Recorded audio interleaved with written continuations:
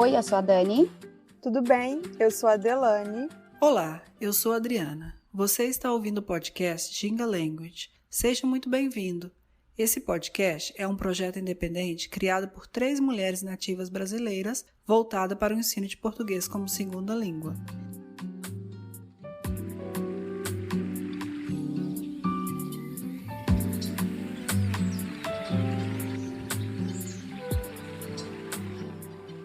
Episódio de hoje, Cursinho no Brasil. E a convidada do dia é a Bárbara Touches. Ela é brasileira, natural de Minas Gerais e atualmente mora em Caraguatatuba, São Paulo. Bárbara Touches é formada em História, fez o seu mestrado em Educação Tecnológica e atua como professora. Seja muito bem-vinda, Bárbara Touches.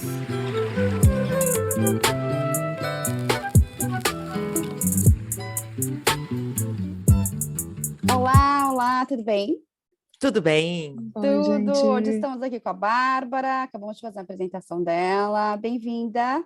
Muito obrigado pelo convite. Obrigada por estar aqui. Vamos lá, hoje a gente vai falar um pouco sobre educação, né, Bárbara? Sim. Então, vamos começar já falando um pouco sobre a sua experiência profissional na área da educação.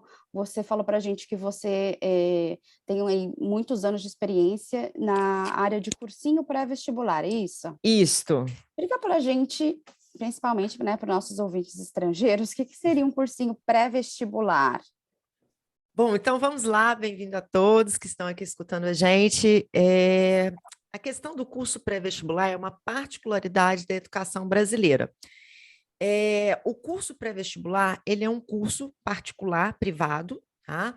Onde os alunos eles passam um período estudando, fazendo um curso preparatório para prestar o vestibular.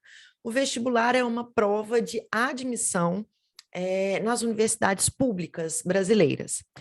Nós temos hoje uma prova nacional chamada Enem, que ela inicialmente foi criada para avaliar o ensino médio no Brasil, que seria o similar ao high school, e com o tempo ele acabou se transformando na prova de acesso às universidades. Então, ela é a prova de admissão para a maior parte das universidades públicas brasileiras.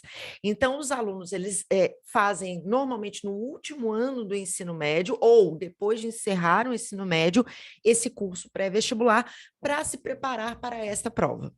Ok, muito bom. E qual que é a disciplina que você leciona?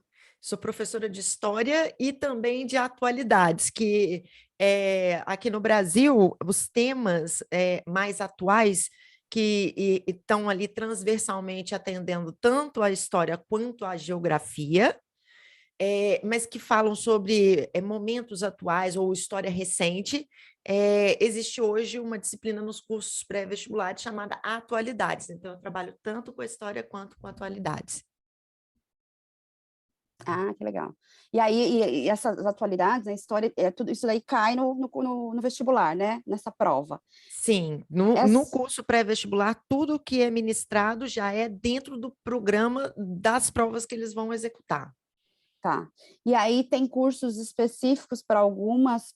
As provas são iguais ou cada universidade faz a sua prova ou tem uma especificidade? Como que funciona?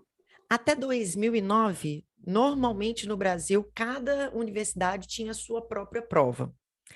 Existia um projeto para ampliar não só o número de vagas, mas também ampliar o acesso às universidades, feito pelo governo federal, no qual, a partir de 2009, a maior parte das universidades passaram a aderir o Enem como prova de entrada.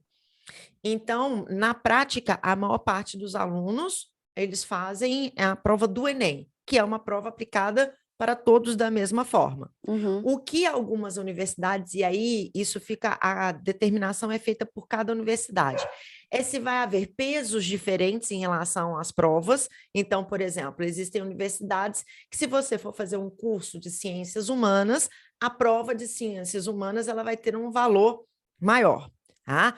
Há algumas universidades também que possuem ainda o que nós chamamos de segunda etapa. A prova do Enem ela é feita apenas por questões objetivas, são questões de múltipla escolha. né? Então, você tem lá uma pergunta e você vai escolher entre as respostas qual é a correta.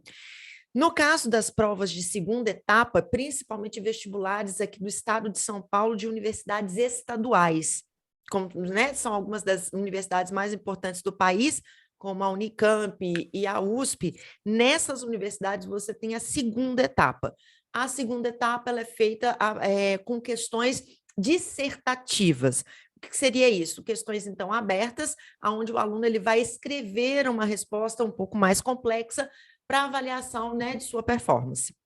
Ah, muito legal. Então, falando aí já desse processo para entrar na universidade no Brasil, então a gente tem essas provas e esse processo mesmo para entrar, seria mais para as universidades públicas, né? Ou as particulares também têm? Como que funciona? As privadas, elas também possuem, tá? Muitas universidades privadas possuem vestibulares próprios, tá? E muitas delas aceitam também o Enem como critério, mas há uma diferença muito grande, né? Que, inclusive, essa é uma das discussões em relação a como a universidade no Brasil ela é restrita, né? A classe média alta, muitas vezes. Por quê?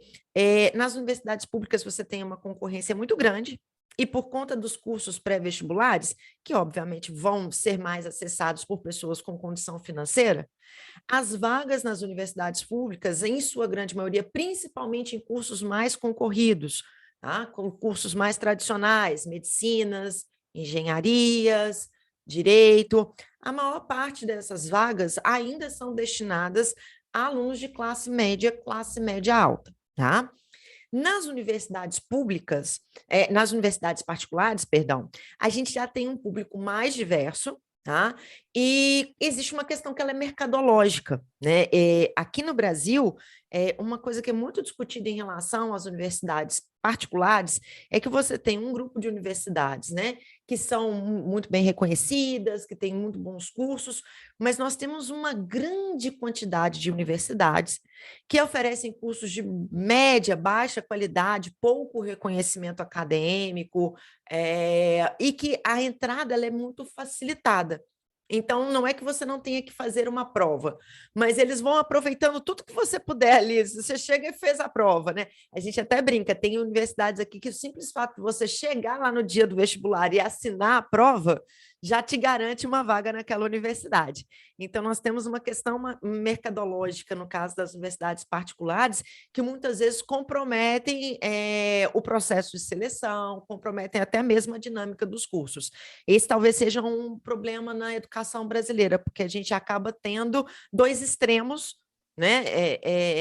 Universidades muitas vezes públicas muito boas, mas que são inacessíveis para uma parte da população, universidades particulares que são mais acessíveis a uma população com menor poder aquisitivo, mas que também não entregam necessariamente aquilo que o aluno precisa para se firmar no mercado profissional, para ter um futuro acadêmico. Então, essa é uma questão aqui importante.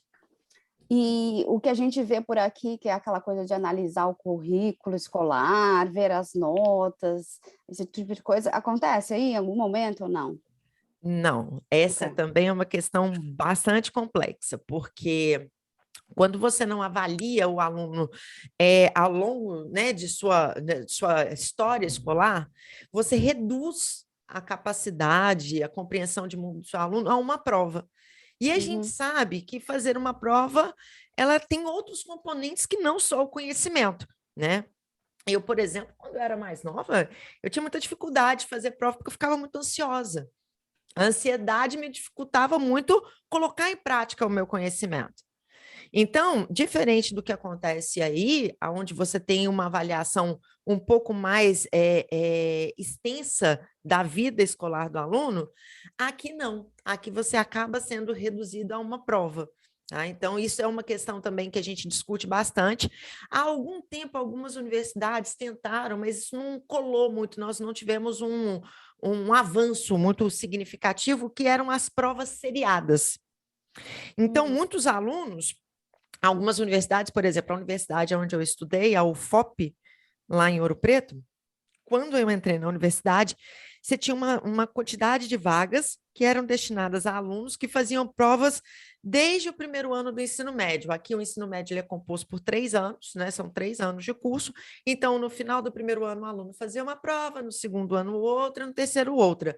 A somatória dessa pontuação poderia ou não garantir a vaga dele na universidade, que seria uma alternativa Sim. menos cruel, né? Você consegue avaliar mais o processo de aprendizagem, mas isso não colou muito, não. São poucas universidades que testaram, e ainda hoje são poucas universidades que continuaram mantendo.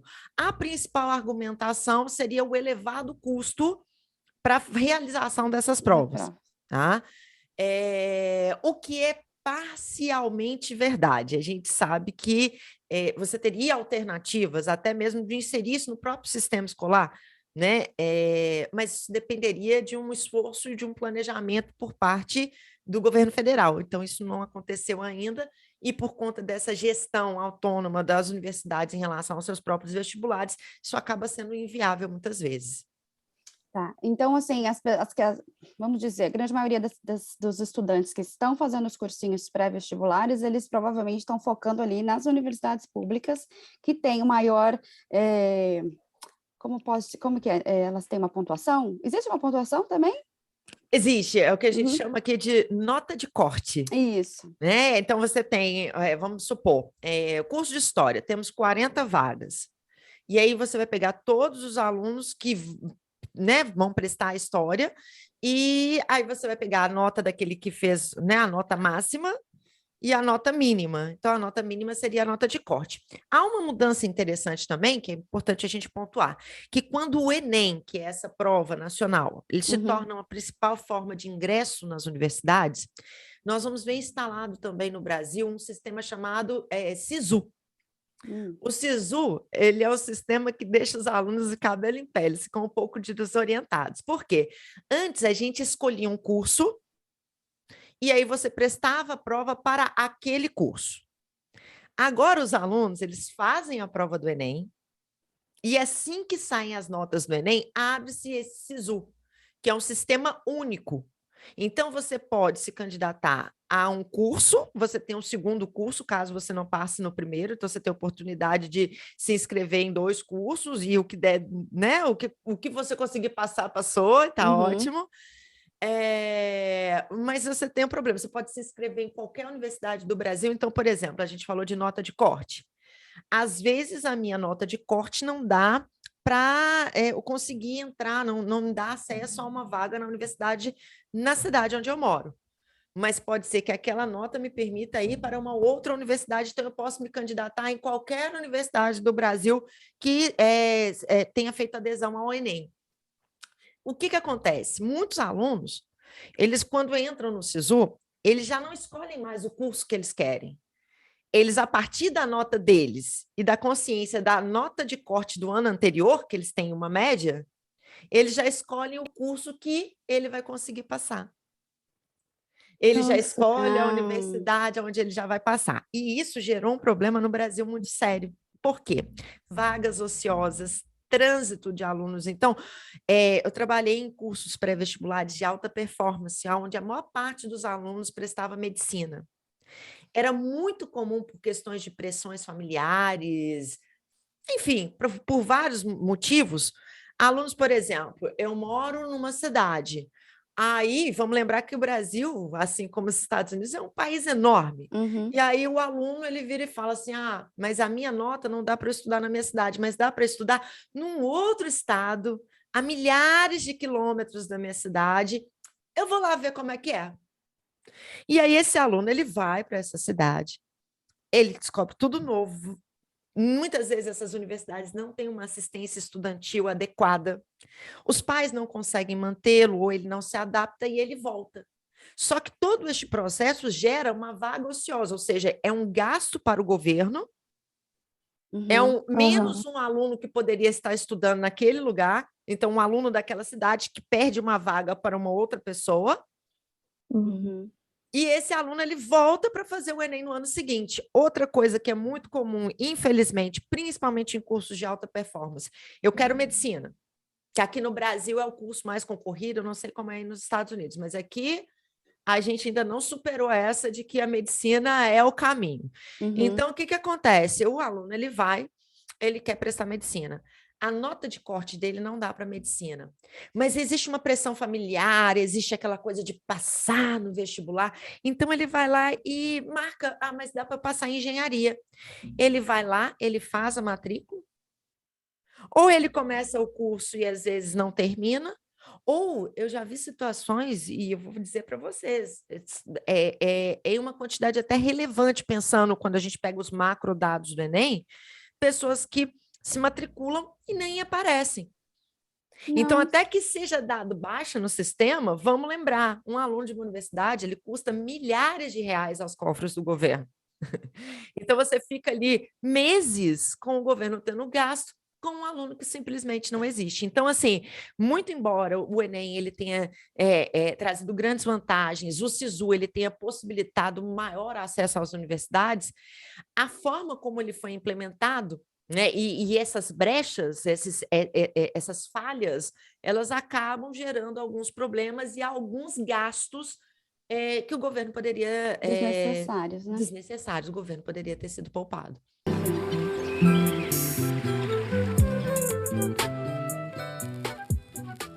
If you like our work, please consider supporting us at Venmo at Ginga 2022. You can follow us on Instagram, Facebook, and Twitter at Ginga Language.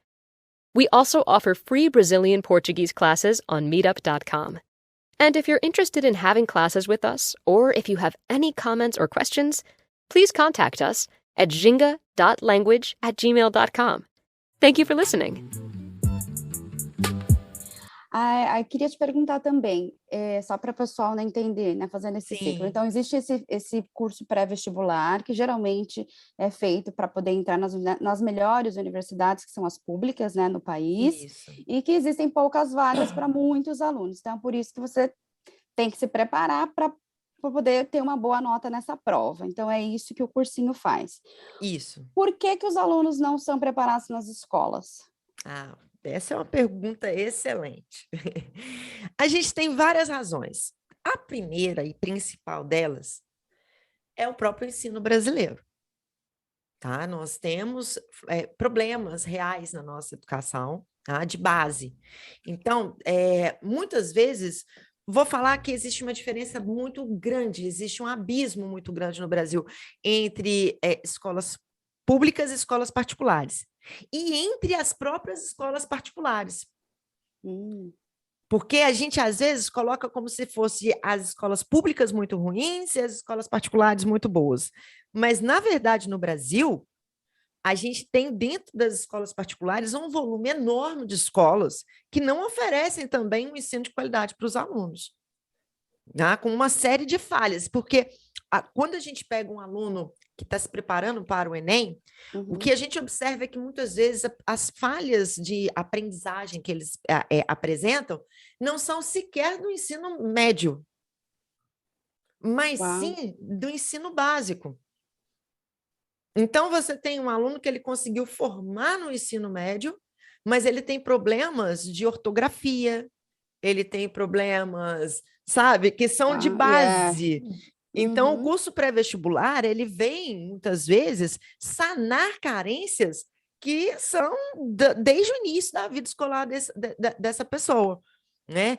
E existe uma outra coisa que é muito importante também, porque a gente também, que é professor pré-vestibular, a gente também não faz milagre. A grande questão é que existe a ideia do treino. Quando você resume a sua vida escolar a uma prova, você precisa treinar para fazer essa prova. Tá? Sim. Então, o que o pré-vestibular muitas vezes ele faz é treinar o aluno para fazer uma prova que ela é extensa, cansativa, que o aluno não está preparado, porque a escola não preparou ele para esse tipo de dinâmica, muitas vezes. Sim. Muito mais do que o aprendizado também. E aí você vai falar assim, mas a escola podia estar treinando esse aluno. Mas aí a gente vai para um entendimento mais profundo da educação. A educação ela não tem o propósito de treinar para provas. Ela tem um propósito de ensinar ou proporcionar aprendizado que ele vai trazer uma base para esse indivíduo, para a vida pessoal, para a vida profissional, dele enquanto indivíduo. Então, também é muito complexo dizer que dentro desse sistema caberia à escola fazer este papel. Tanto que essa é uma crítica.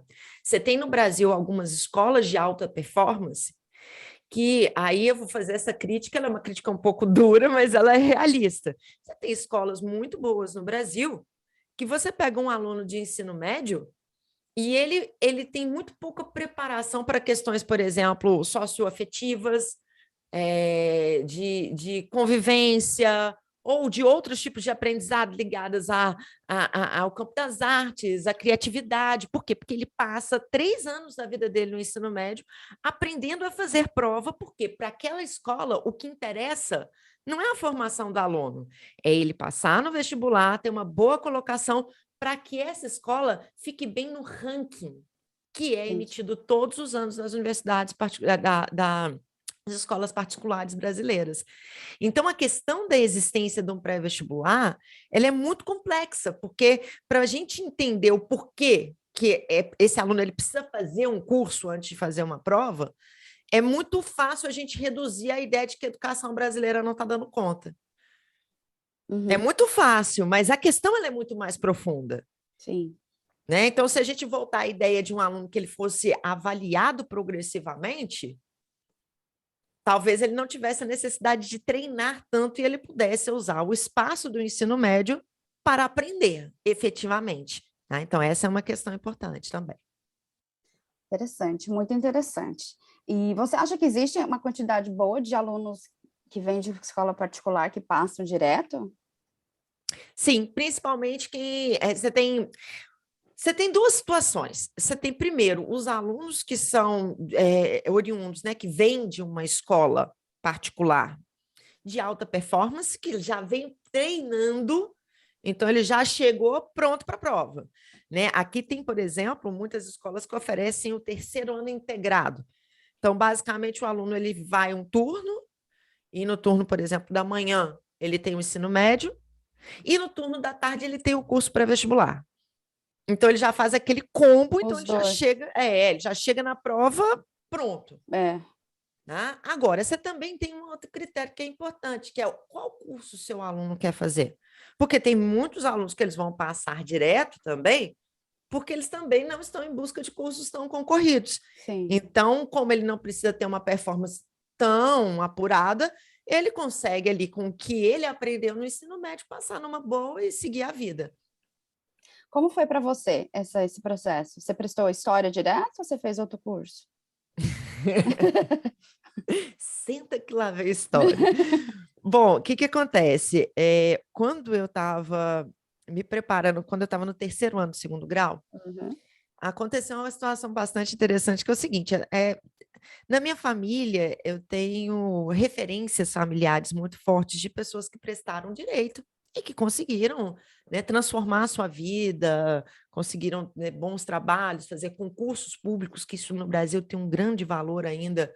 Né? Hoje não tanto quanto na minha época. Na minha época, a solução para a vida de qualquer um que não tivesse muito dinheiro era fazer um concurso público, era colocado isso na cabeça das pessoas. Acho que deve ter pouco tempo, inclusive, que pararam de falar isso comigo. Você já a cultura do brasileiro de classe média baixa e classe média mesmo é tão louca que você está trabalhando, está tudo ok na sua vida. Você formou, fez seu mestrado, está lá trabalhando. Aí aparece sempre alguém do além e fala: aqui, mas por que você não faz um concurso? Aí você fala: mas eu tô. A gente fez, inclusive, um episódio público para explicar exatamente por quê. A questão do emprego público no Brasil tem muito a ver com estabilidade, né? Porque o Brasil é um país onde você tem muitos períodos de taxas elevadas de desemprego, você não tem uma cultura mais tão tradicional de pessoas que entram numa empresa e passam uma vida, aquela noção de construção de carreira.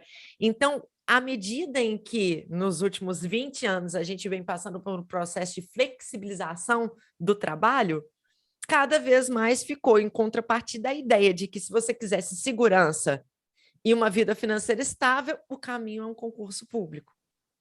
Sim. Basicamente, essa é a ideia. Era isso. E aí, o que aconteceu? Todo mundo na minha família vai fazer direito. Só que eu comecei, porque a gente faz isso tudo muito jovem, você imagina, eu era uma garota de 18 anos. Uhum. E aí a gente está se percebendo. E ao me perceber, eu descobri que eu gostava de outras coisas. A minha cabeça girava em torno de outras questões. Para mim, era muito difícil me imaginar, que eu sempre falo isso com os meus alunos, não pense só no que você vai estudar, porque o curso acaba e você está formado. Pense naquilo que você vai trabalhar. O que você vai gostar de trabalhar? Como que você vai gostar? Qual é a dinâmica? Qual seria a sua rotina ideal? E me apertava muito o coração me imaginar de salto alto, de roupa formal, de cabelo arrumado, porque não era a minha, não parecia comigo, era estranho. E aí eu comecei a descobrir que dar aula era legal. Eu comecei a descobrir que as pessoas que eu admiravam normalmente eram professores. Uhum. E eu gostava, eu nasci ciências humanas, assim, 100% ciências humanas. Aí comecei a gostar de história, sempre gostei de ler.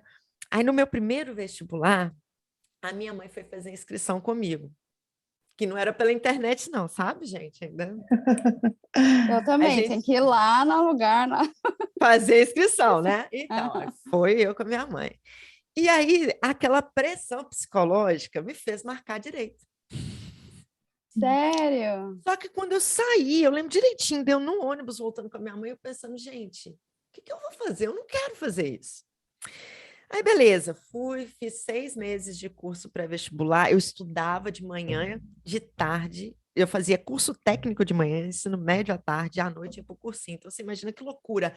Uma pessoa de 18 anos, Nossa, um dia aqui no inteiro. Brasil, eles botam isso na sua cabeça, você não pode perder um tempo, você não pode, você tem que passar, você tem que, vai. Ah, e beleza, estudei bonitinho, chegou no dia da prova, eu fiz o primeiro dia de prova, não era Enem, ainda era provas dos vestibulares das universidades, aí eu fui fazer a prova da UFMG, que é a Universidade de Minas Gerais, e no primeiro dia eu fui muito bem.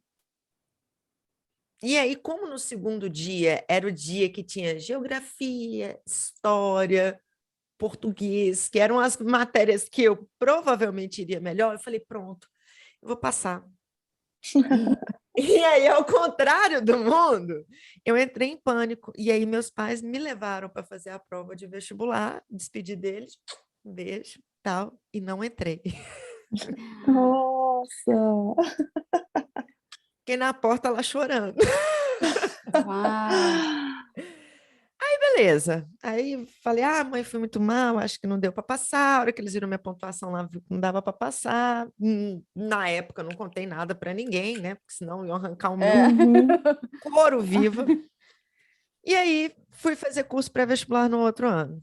Aí, tive um professor muito maravilhoso de história. Falei, eu quero ser igual a esse cara. Eu acho que eu ia gostar de levar a vida tipo desse sujeito. E aí eu resolvi que eu ia fazer história. E isso, minha família investindo. Essa minha tia que fez direito e tudo mais, estava até pagando curso pré-vestibular para mim. Um curso bom e Nossa! tudo mais. Aí teve o dia que eu cheguei para minha mãe e falei, mãe, eu vou fazer história. Minha mãe chorou 3 dias. Ela olhava para mim chorar. Eu olhava e lembrava, né? A única coisa que ela conseguia falar assim, filha, a gente já é muito pobre para você querer ser pobre. Eu falei, não, mãe, vai dar tudo certo. E aí acontece essa questão da referência, né? Como eu estudei num curso pré-vestibular bom, eu tive um professor de história muito bom, e eu olhava para a vida dele, ele não era rico, mas o estilo de vida que ele levava, eu falava, mas isso combina comigo, isso daí dá para encaixar a minha vida nesses moldes. Mas como é que você explica isso para sua mãe com 18 anos? É. Mas deu tudo certo, hoje ela morre de orgulho. Mas eu não sei como é aí nos Estados Unidos, mas aqui essas pressões familiares, elas são muito complexas. Não, existe Assim, também, principalmente o pai, a família fez aquela universidade específica, aí a criança o estudante tem que aplicar para aquela universidade específica, porque todo mundo fez aquela universidade, sabe? Existem essas pressões, sim. é uma loucura, né? Nossa, e você falando agora disso, você viu um professor e ficou assim admirado, eu estudei em escola pública, Então, né, o ensino era bem... Se você tinha que dar, assim, você tinha que fazer a sua parte se você quisesse realmente aprender alguma outra Sim. coisa. E aí, obviamente, saí da universidade, saí da escola, fui fazer cursinho. Fiz 2 cursinhos diferentes em São Paulo. Fiz o primeiro, senti que ainda não estava preparada, fiz mais uma metade de um ano. E, gente, quando você sai de uma escola pública e vai para o cursinho, é outra vida. É outra Aconteceu vida. comigo isso também. Era assim, tipo, eu gosto de estudar. Você nem sabia que eu gostava de estudar. Porque, e aí eu queria te fazer essa pergunta, porque eu não sei se quando você virou professora de cursinho, existe uma preparação, porque os professores de cursinho, eles são outro nível de É professor. outra dinâmica, né? Ele tem que... O jeito que vocês são, tipo, é cantor, é ator, é artista, você tem que fazer a aula ficar super interessante. Eu só sei que eu amava ir pro cursinho, porque as aulas eram interessantes, era engraçada, e você aprendia, era tipo, é muito diferente do que você está acostumado na escola. Muito, né? Muito, muito diferente. E eu falava, gente, todo mundo tem que fazer cursinho. Eu queria fazer cursinho, porque era demais, era muito bom. Então, conta assim um pouco, como que foi? Existe uma preparação? Você aprende? Ó, eu vou falar a partir da minha experiência, porque eu acho que existem casos e casos, então é difícil generalizar. Assim. Na época que eu entrei no curso pré-vestibular, eu comecei muito nova, assim, eu entrei no curso pré-vestibular com 22 anos, eu já estava assumindo turma. Eu entrei com 21 como monitora, 22 eu já estava assumindo turma, assim.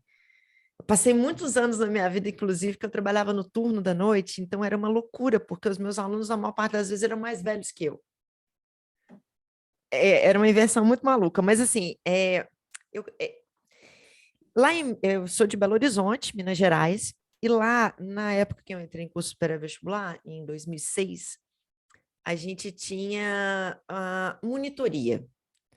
Então, o monitor ele vai, fica em sala de aula, né, em outros horários, respondendo uma dúvida. Às vezes ele dá até uma aulinha de um tema que não deu para dar em sala de aula. E, tecnicamente, isso seria uma certa preparação, tá? Okay. Mas não é uma preparação objetiva. Ela é só mesmo para um teste, para ver se o sujeito consegue aguentar o tranco, assim.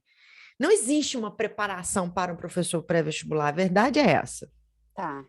É uma coisa muito, muito, muito instintiva, assim, eu não sei nem explicar. E comigo aconteceu que eu entrei dentro de sala de aula muito nova, porque eu entrei nesse curso, chamava pré-UFMG, como monitora, e aí aconteceu um fenômeno. 2 professores, um passou num concurso e foi embora, e o outro foi chamado num curso, num pré-vestibular muito mais, né, muito melhor remunerado, mais chique e tal, e ele foi embora. E aí o curso ficou desesperado, porque isso aconteceu, eu entrei em março, e isso foi, tipo, junho. Uau. E é muito difícil você conseguir professores, você fazer esse tipo de troca em meio de semestre. Quem é Sim. professor, você sabe do que eu estou falando. Quando o barco está andando e um professor sai, dá um pânicozinho, porque é muito difícil você conseguir administrar. E aí, um dia eu estava lá dando minha monitoria, me chamaram lá, falaram aqui, encerra a monitoria que você vai entrar dentro de sala de aula. Você dá conta de dar uma aula de Revolução Francesa? Nossa! Acho que eu dou 50 minutos. Eu falei, bom, 50 minutos. Vamos lá, assim, o que eu consigo fazer em 50 minutos? Falei, que horas? Ele, agora, 5 minutos, vai dar agora virada de turma. Falei, putz. E aí eu entrei, peguei meu microfone, porque as turmas eram enormes, né? Era tudo turma de 100, 150. Lá nesse curso tinha um Mineirão, que era o Mineirão é um estádio de Belo Horizonte, e aí tinha uma sala que era muito grande, que ela era apelidada de Mineirão. Mineirão cabia 220 alunos. Nossa! Então era tudo assim. Aí eu peguei o microfone, entrei e falei, bom dia, eu sou a Babi, monitora, e estou aqui. Vamos ver o que vai acontecer. Então, assim, foi muito no susto. Então, por isso que eu te disse assim, que não... Eu tenho que contar a minha história, porque ela é um pouco atípica, e a maior parte dos professores, eles normalmente ficam entre 1, 2 anos na monitoria, e aí vai pegando um ritmo, e aí substitui um professor, substitui o outro, até que entra dentro de sala de aula. E aí só um detalhe, porque é interessante quando a gente fala em formação para professores de cursinho, existe um preconceito nas faculdades de educação em relação a curso pré-vestibular. É? Não sabia. Sim. Nas universidades de educação, entende-se isso uma velha guarda, tá? Professores mais antigos. Você vê uma nova geração nas universidades de educação, né? Principalmente nas universidades públicas, que já estão com a cabeça um pouco mais aberta. Mas, quando eu, por exemplo, estava na universidade, quando eu fui fazer meu mestrado, existia um preconceito de que o curso pré-vestibular ele é uma anomalia da educação. É algo que não deveria existir. Ninguém fala por que existe, né? Assim, só simplesmente não deveria existir. Então, não existe nenhum tipo de preparação nas universidades. As universidades, elas ignoram, elas criticam.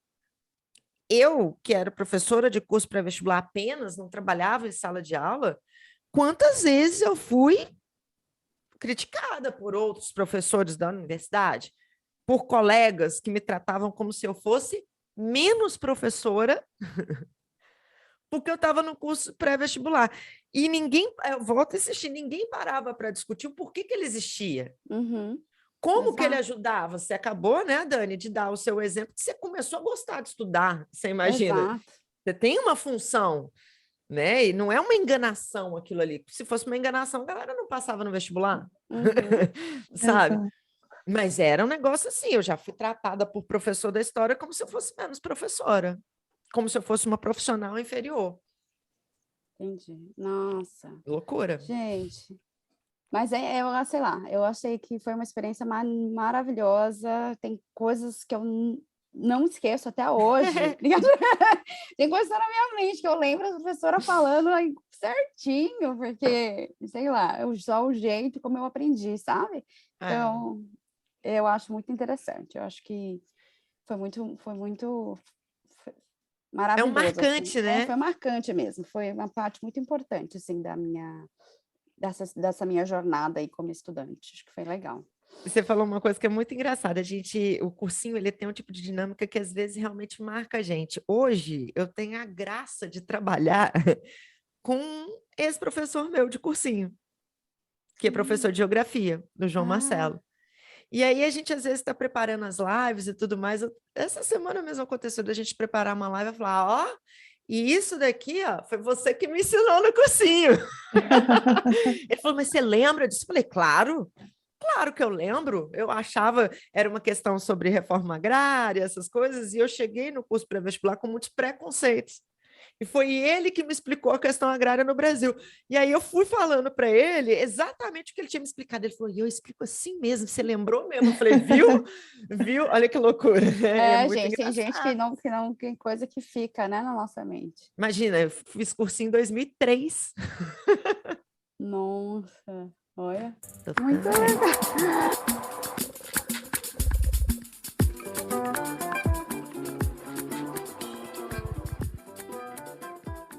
E estamos chegando ao fim deste episódio. Os links mencionados nessa entrevista estão na descrição. Agradecemos a todos os ouvintes pela companhia e pelo apoio. Se você gostou desse episódio, siga o podcast e indique aos amigos. Siga a gente também nas nossas redes sociais, @gingalanguage, porque tem muitas dicas legais por lá. Até mais, gente! Tchau!